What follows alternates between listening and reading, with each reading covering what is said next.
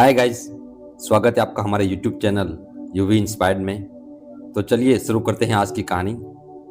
दोस्तों, क्या आपने कभी सोचा है कि हमारी असफलता के पीछे सबसे बड़ी वजह क्या होती है? ना तो हमारी मेहनत की कमी होती और ना ही हमारी प्रतिभा की कमी, बल्कि असली कमी होती है एकाग्रता की, यानी फोकस की। हम सब ने कभी ना कभी यह महसूस किया है कि हम काम तो कर रहे हैं पर मन कहीं और भाग रहा होता है। शरीर बैठा होता है किताबों के पास, लेकिन ध्यान भविष्य की चिंता, पुरानी बातें या सोशल मीडिया की दुनिया में भटक रहा होता है। गौतम बुद्ध ने कहा है, जिस तरह एक तीर सिर्फ तभी लक्ष्य पर लगता है जब धनुष एकाग्र हो, वैसे ही इंसान सिर्फ तभी सफल होता है जब उसका मन एक जगह पर टिके। आज के इस शोरगुल भरे जीवन में हर पल मोबाइल की नोटिफिकेशन, सोशल मीडिया का स्क्रॉल और हर चीज का एक साथ पीछा करने की आदत हमें बिजी बना चुकी है। वहीं बुद्ध कहते हैं, एकाग्रता ही सफलता की असली चाबी है। आज मैं आपको गौतम बुद्ध की 3 ऐसी कहानियां सुनाने जा रहा हूं जो हमें सिखाती हैं कि कैसे ध्यान को एक दिशा में लगाकर हम असंभव को भी संभव बना सकते हैं। हर कहानी एक दीपक है जो आपके अंदर की भटकन को रोशनी में बदल सकता है। तो चलिए शुरू करते हैं और समझते हैं बुद्ध के दृष्टिकोण से ध्यान और सफलता का रहस्य। पहली कहानी शुरू करते हैं। बौद्ध भिक्षु एक पार्क में आराम कर रहे थे।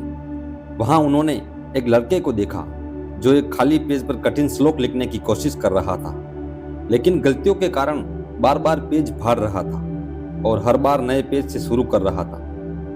कुछ समय बाद लड़के का ध्यान बौद्ध भिक्षु पर गया तो लड़का तुरंत उनके पास आया और उनसे प्रणाम करके कहा, महात्मा, मैं एक श्लोक लिखने की कोशिश कर रहा हूँ, लेकिन हर बार कोई ना कोई गलती हो जाती है जिससे मुझे शुरू से शुरुआत करनी पड़ती है। मुझे समझ नहीं आ रहा कि मैं लिख क्यों नहीं पा रहा हूँ। बौद्ध भिक्षु मुस्कुराए और बोले, बेटा, केवल फोकस की कमी के कारण ऐसा हो रहा है, क्योंकि एक साधारण इंसान अपनी ज्यादातर ऊर्जा बेकार की बातों और आदतों में लगा देता है, इसलिए लगातार मन भटकता है। ध्यान से काम करने का मतलब है अपनी पूरी ऊर्जा एक जगह पर लगा देना, और जब बार बार तुम ऐसा करोगे तो मन इसके लिए तैयार हो जाएगा और फिर गलती नहीं दोहराएगा। लड़के ने पूछा, महात्मा, अगर मन बार बार भटक रहा हो तो मैं काम में ध्यान कैसे लगाऊं? बौद्ध भिक्षु ने पूछा, तुम लिखते समय जरूर किसी व्यक्ति या घटना के बारे में सोच रहे हो? लड़के ने कहा, हाँ महात्मा जी, आज छुट्टी के दिन सबको बाहर खेलने का समय मिलता है, लेकिन मुझे ये काम पूरा करना है। शायद इसीलिए मैं ठीक से फोकस नहीं कर पा रहा हूँ। बौद्ध भिक्षु ने कहा, ठीक है, अब इन सरल तरीकों को समझो, फिर तुम अपने काम को मन लगाकर कर सकोगे। लगातार गहरी सांस लो। बौद्ध भिक्षु ने कहा, जब भी तुम्हारा मन भटके तो 5 गहरी सांसें लो और अपना ध्यान काम और खेल दोनों से हटाकर अपनी सांसों पर लेकर आओ। जितना तुम अपनी सांसों को देखोगे उतना ही तुम्हारा मन शांत होने लगेगा। काम को महसूस करो। जब तुम लिख रहे हो तब सब कुछ बारीकी से महसूस करो, जैसे पेन तुम्हारे हाथ को छू रही है, और लिखते समय जो आवाज हो रही है उसे भी कुछ ध्यान से सुनो। जब तुम सभी चीजों पर बारीकी से गौर करोगे तो ध्यान भटकना कम हो जाएगा और तुम्हारा मन और शरीर केवल एक काम में लगा रहेगा। तुम्हारा ध्यान काम पर इतना केंद्रित हो जाएगा कि तुम्हें समय का पता भी नहीं चलेगा। जब लड़के ने बौद्ध भिक्षु की बात मानी और गहरी सांस लेते हुए फिर से लिखना शुरू किया तो उसने पाया कि उसकी गलतियां कम हो रही थी और उसका काम भी जल्दी पूरा हो गया। उसने बौद्ध भिक्षु से धन्यवाद कहा। इस पर बौद्ध भिक्षु ने मुस्कुराते हुए कहा, याद रखो, जब मन और इंद्रियां एक काम में लग जाती हैं तो ध्यान गहरा हो जाता है, और यही सच्ची सफलता है। दूसरी कहानी। एक दिन एक युवक बौद्ध भिक्षु के पास पहुंचा। युवक के चेहरे पर परेशानी और हताशा साफ झलक रही थी। उसने बौद्ध भिक्षु से कहा कि गुरुवर, मैं बहुत समय से परीक्षा की तैयारी कर रहा हूँ। कई बार कोशिश की, लेकिन हर बार असफल हो जाता हूँ। मुझे समझ नहीं आ रहा कि मुझसे गलती कहाँ हो रही है। बौद्ध भिक्षु ने उसकी बात को ध्यान से सुनी, फिर पूछा, क्या तुम सच में परीक्षा पास करना चाहते हो? युवक ने कहा, हाँ गुरुवर, मैं बहुत मेहनत करने के लिए तैयार हूँ, बस मुझे यह बता दीजिए कि मुझे करना क्या होगा। बौद्ध भिक्षु अपने साथ एक खाली जगह उसे ले गए, जहां पर एक पुरानी मोमबत्ती और माचिस रखी थी। उन्होंने युवक को एक मोमबत्ती दी और कहा, इस मोमबत्ती को जलाकर यहाँ से थोड़ी दूर पर खड़े उस पेड़ तक ले जाओ, लेकिन ध्यान रहे कि मोमबत्ती बुझनी नहीं चाहिए। बौद्ध भिक्षु ये कहकर वहां से चले गए। युवक ने माचिस से मोमबत्ती को जलाई और धीरे धीरे मोमबत्ती लेकर पेड़ की ओर बढ़ने लगा। रास्ते में हल्की सी हवा चली, जिससे मोमबत्ती की लौ हिलने लगी। युवक ने उसे बचाने की पूरी कोशिश की, लेकिन मोमबत्ती बुझ गई। युवक वापस आया मोमबत्ती फिर से जलाई और फिर से चल पड़ा। युवक ने यह प्रक्रिया कई बार दोहराई, लेकिन हर बार हवा का झोंका मोमबत्ती की लौ को बुझा देता।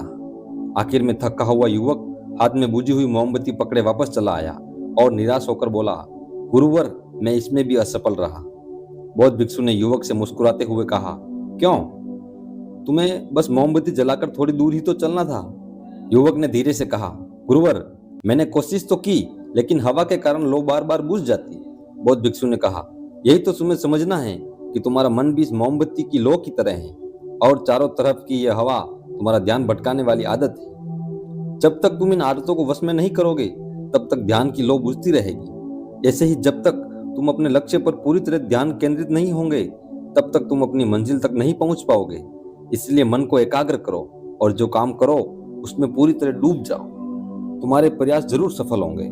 और याद रखो, सभी तरह के ज्ञान का मूल तत्व ध्यान है। इसलिए कुछ भी करने के लिए तुम्हें एक जगह ध्यान लगाना तो सीखना ही होगा। तुम जैसी आदत डालोगे वैसा ही मन होता जाएगा। इसलिए छोटे से छोटा काम भी ध्यान लगाकर करो। ऐसा करने से मन का स्वभाव बदल जाएगा, फिर तुम्हें सफलता जरूर मिलेगी। तीसरी कहानी। एक युवक ने बौद्ध भिक्षु से पूछा कि मन में आ रहे विचारों को कैसे छोड़ते हैं। बौद्ध भिक्षु ने युवक से कहा, बताऊंगा, लेकिन उससे पहले तुमको एक परीक्षा देनी है।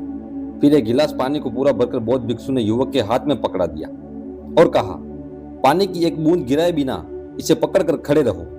युवक ने कहा, यह तो आसान है, और गिलास संभाल लिया। शुरू में सब ठीक था, लेकिन थोड़ी देर बाद ही उसके मन में संदेह उठने लगे। इससे क्या फर्क पड़ेगा? आखिर कितनी देर तक मुझे ऐसे पकड़े खड़े रहना होगा?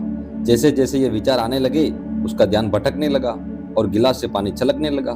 अंत में बौद्ध भिक्षु ने कहा, बेटा, जब तक तुम्हारा मन शांत था तब तक पानी नहीं गिरा, लेकिन जैसे ही तुम्हारे मन में विचार आने लगे तो पानी बाहर गिरने लगा।